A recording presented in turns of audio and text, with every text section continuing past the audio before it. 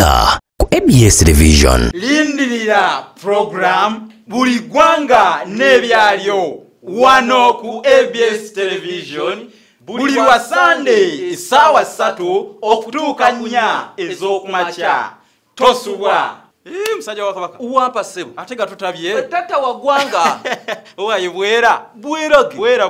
Bwerage. Obuye bwabanga buchobo. Bwali bulo. Okibuzenze. Kati nno jembeere eyo manyi mbeera wano mutaba nansa naawo. Obeera wano nansa na wano mutaba.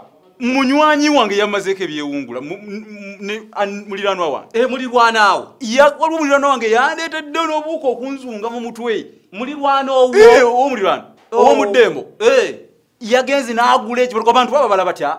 N'agula ekimotoka liri kwangala lya motoka lye nnyini.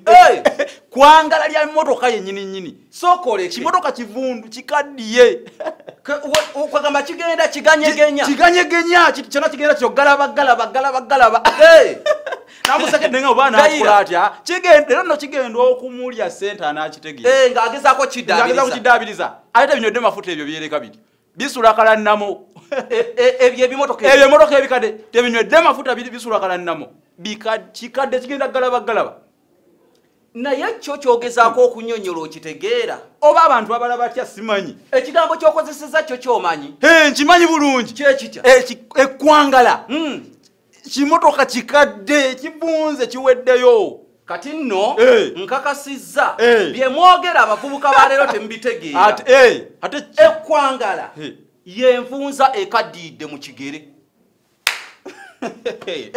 Ekwangala yenvunza ekaddiidde mu kigere gye muyite ekwangala. Kamanye basengedde.